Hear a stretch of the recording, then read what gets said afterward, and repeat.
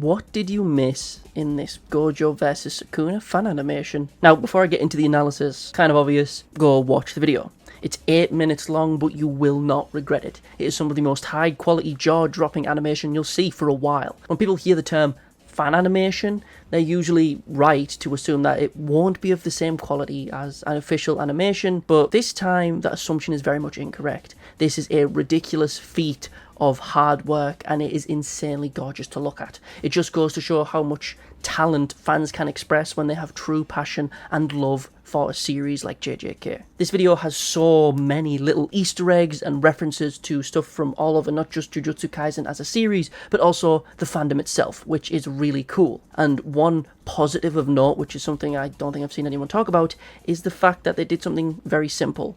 They didn't use AI. For similar projects, people tend to use AI-generated voices, since it can be very difficult to get hold of voice actors who can sound close to the original talent. No AI here, which is just great. It is pure, unadulterated hard work and grind, and I love that. That's enough glaze for now, but let me give you a brief overview of this animation, and then I'll give you the play-by-play, going over every Easter egg and every extra little thing that they secretly slipped in. Now, the video itself comes to around 8 minutes, as I said, but we do skip little bits and pieces that have nothing to do with the Gojo-Sukuna battle itself. For example, this video starts with Sukuna taking over Megami's body. This happens at around chapter 212, 213, and after we see that, we cut straight to Gojo being freed from the prison realm, which happens at around chapter 221. We don't see any of Ryu trying to fight Sukuna, or this Yorozu fight, which is perfectly understandable, right? That's fine. This animation has nothing to do with them. This is all Gojo and Sukuna, baby. So obviously, Yorozu and Ryu wouldn't be shown. It's just something of note, since they decided to start this animation with Megami being taken over, which I think is a pretty cool place to start. When we see the fight between Gojo and Sukuna, it is a few minutes long, followed up by this conversation, or more so monologue, that Sukuna preaches to Gojo as he's dying, as well as some of Gojo's final thoughts and memories playing as a credit sequence, which is a really cool way to create one. His final thoughts being used to show off the people who made this animation. It's a very clever thing to do. But then it's abruptly cut off by this almost body horror.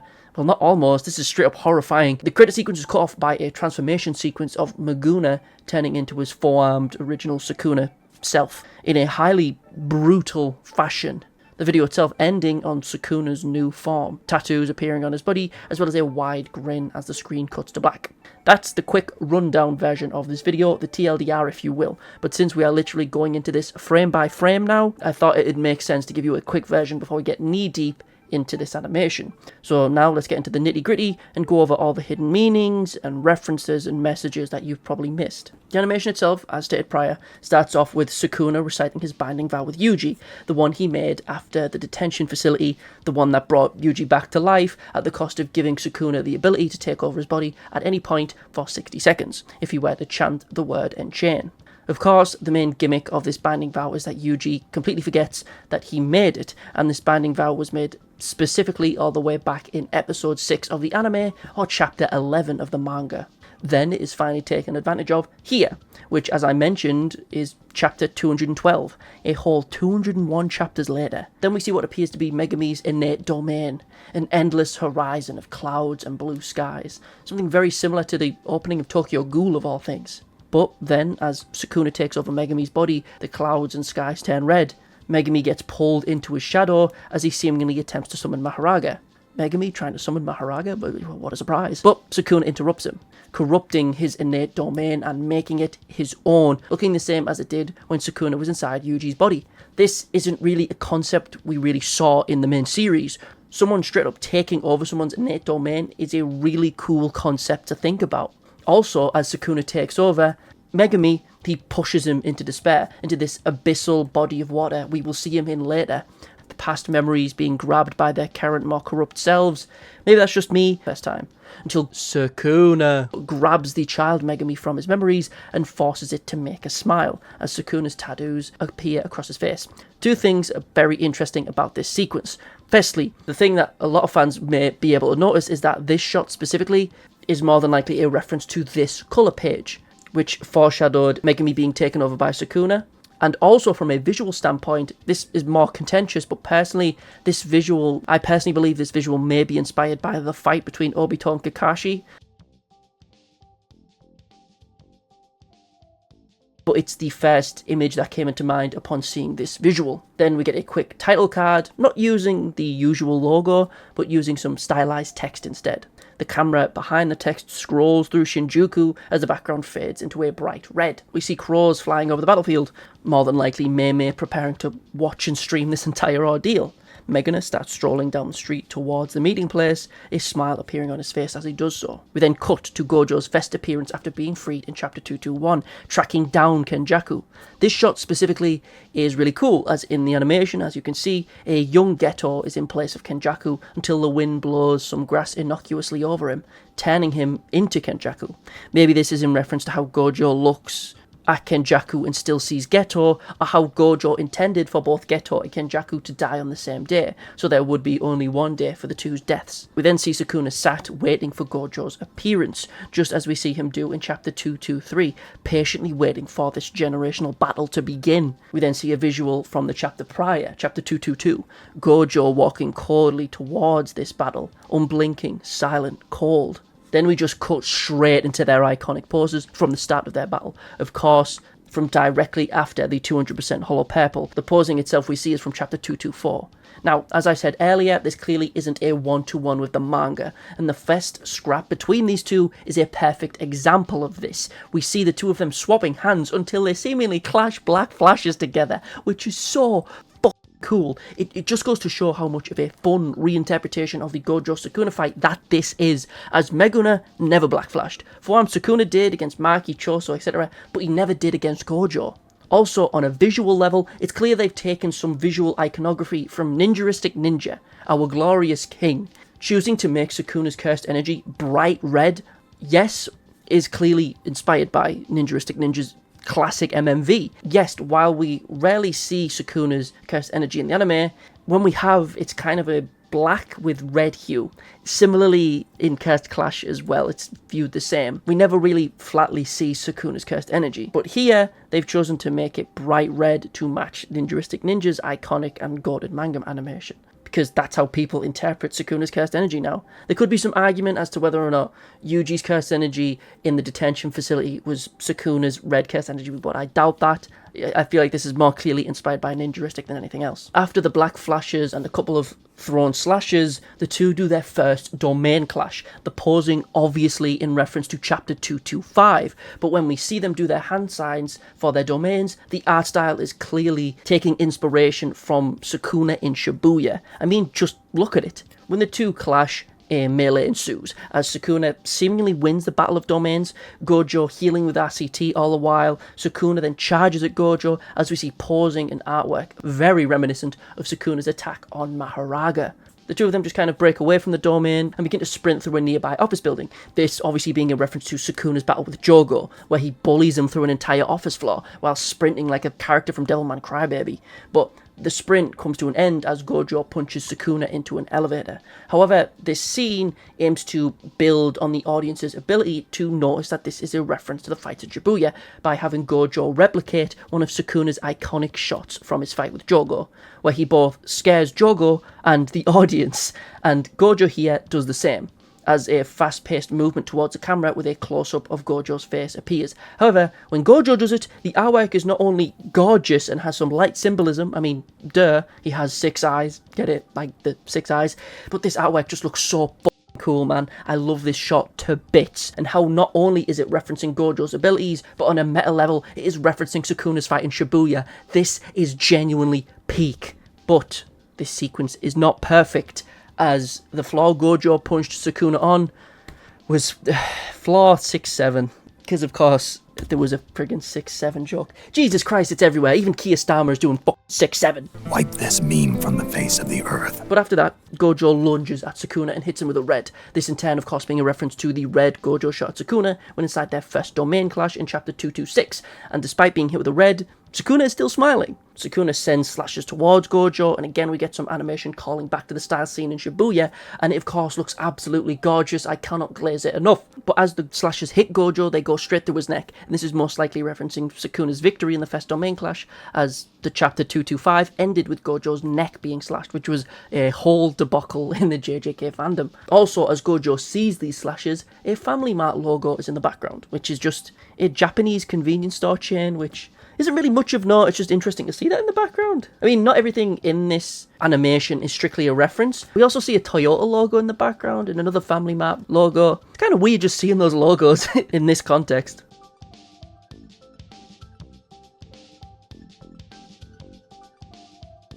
However, this shot here is clearly a recreation of Maharaga's initial clash with Sukuna, the two of them going blow for blow in a goddamn stand rush.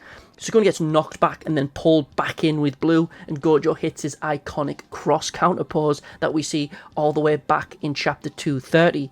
Also, just going frame by frame and literally seeing the POV shot of being sucked by Gojo is sick as hell. Saying I'm getting POV of Gojo sucking sounds a bit off, so let's move on. The fight continues and Gojo proceeds to black flash the out of Sukuna. The posing itself is quite reminiscent of Yuji's black flash against Mahito in Shibuya, but instead of the sparks of black creating a vortex like we saw in Shibuya, the red glow evolves into the silhouette of Maharaga.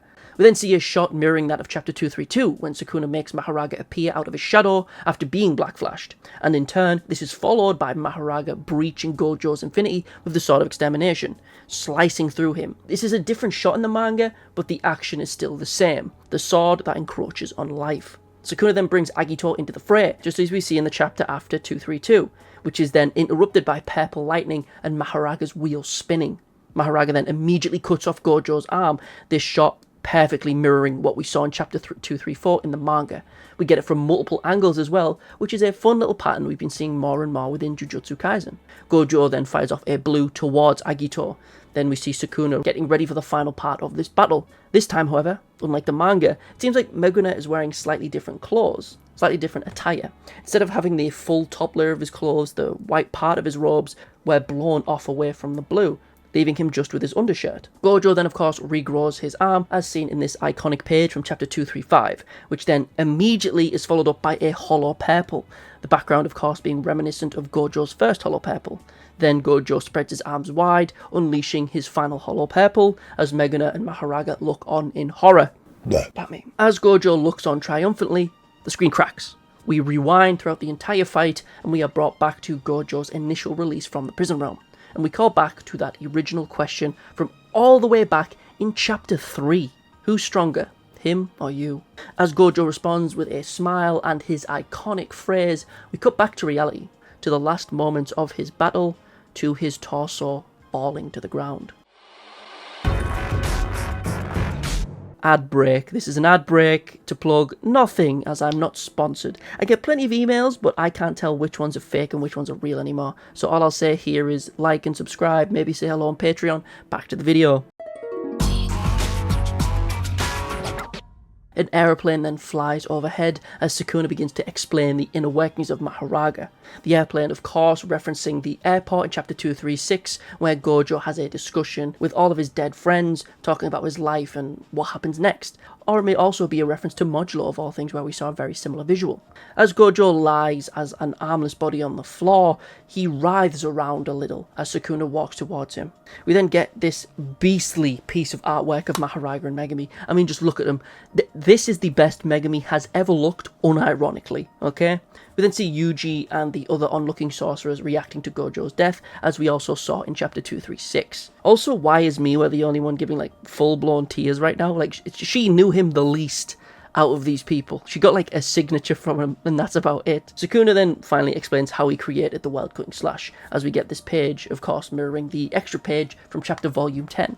Gojo, the strongest. Shoko then cries as Sukuna ends his explanation, her tears putting out her cigarette, which is beautifully sad. We then see Gojo in two pieces on the ground, Sukuna over him, as Kashimo just kind of giggles since it means it's his turn in the ring. Sure hope that ends well for him. We see a traffic light on red, stopping. The fight is over, as Sukuna gives his final remarks, promising to never forget him. Gojo himself smiling as he flashes to all the different parts of his life. Now, this is basically a montage with a lot of differing pieces of artwork and styles, which have a lot of really cool references in them. And on top of that, Gojo's final memories also act as a really cool credit sequence, which I think is a pretty sick idea.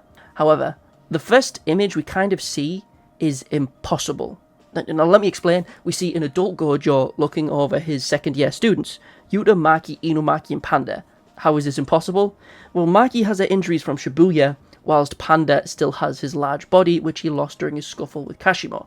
So this image is after Gojo was freed, but if that's the case, Panda wouldn't be big, he would be small, as we see later on. But if it was before he was trapped in the prison realm, Maki wouldn't have her scars.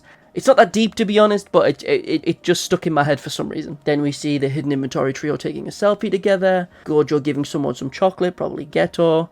A lot of these are probably references I don't understand, but please feel free to let me know down below. Gojo and Geto getting something to eat, the full hidden inventory gang playing Mario Kart, and may I say, a pretty base character selection. Daisy, Funky Kong, Waluigi, and Yoshi. Glorious roster choice with that one, to be honest. Gojo and Geto inspecting Urahime's phone, Gojo flying above his classmates, and then we get a really interesting visual.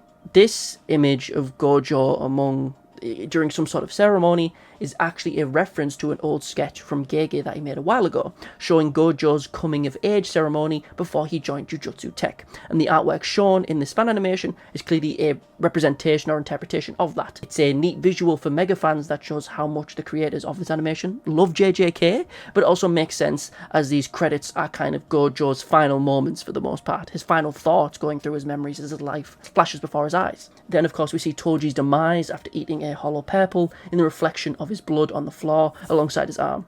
We could of course see Mamaguro and Megumi alongside him. This is a really gorgeous visual. We then of course see the wholesome stuff of Gojo and Megumi together, Gojo and Yuta together after JJK 0. We then see a really fun one of Hikari keeled over in front of Gojo. This, of course, is a reference to Kusakabe's discussion during the Shinjuku Showdown in chapter 231. Kusakabe asks the group which of them have been hit by Gojo. Hikari and Yuta raise their hands. May also say that Kusakabe's hand is also raised, but whatever. They also state that when they were punched, it made them throw up. And that is what we're seeing in this art piece. Hikari eating a blue amplified punch and very much regretting it. We then of course see Jo firing off a hollow purple at Megune. Of course, due to Lobotomy Kaisen, one of the in-jokes that spawned from it was Go/Jo, and how the bottom half of Gojo, that being Jo, would make a comeback and beat Sukuna, as seen here. An image then shows us Gojo sitting on top of Sukuna, as we see within the second episode of the series, along with Megumi overlooking and Yuji in the background, until the credits are interrupted with Megumi seemingly regaining some form of control, as the screen is blended with static. Then more artwork of the trio together with Gojo, the whole gang wishing Gojo well against Sukuna, until it's interrupted once more, with a shot of Megumi's stomach as something looks as if it's going to burst from either side of his ribs. We get a shot of Gojo mirroring Piccolo of all people, taking off his cloak from the start of the fight, cutting then to Megumi's back, warping and contorting in a horrifying fashion, followed by a shot of the adults who survived this conflict who knew Gojo somewhat well, being Ichiji, Meme, Urahime and Shoko. We see them as a white bird with blue eyes flies away, obviously representing Gojo moving on. The traffic light from earlier is no longer red. It's not the time to stop, it's time to go, it is not over. Megumi then smiles as he says it's time to get started, returning control to Megumi, momentarily it seems, as his face grows more eyes and his body mutates and changes. Arms force their way out of his sides, and as he holds his head in pain, the new arms rip open a new mouth from his stomach, blood hitting the floor as this new mouth smiles wide. Sukuna's tattoos then reappear on his body after a genuinely brutal body horror segment. The funny thing is, there was no Kashimo needed for that transformation. The video ends with Sukuna looking towards the camera and smiling with his new body. Overall, this animation is 8 minutes of peak. Though not a one-to-one with the manga, it didn't need to be. It still manages to slip in countless references to the series, and all of these people have done so much great work to bring this to life, and I thank them all for it. This fight is going to be hard for Mappa to top. I love seeing how fans choose to interpret this generational fight, as well as showing us something very innocuous one in the manga, that being Sukuna's transformation, and turning it into something brutal, and it's absolute fanfare here for those who love body horror like myself. Thank you again to all those who helped make this animation come into reality. Thank you to all of you who watched this video. Thank you to Jujutsu Kaisen Phantom Parade for making me want to kill myself. Animation is of course linked in the description. Even if you've already seen it, make sure you've liked it, make sure you've done everything, send it to people, because as many JJK fans need to see this as possible. It's phenomenal. But that being said, cheers my dudes, hope you see you in the next one. Peace.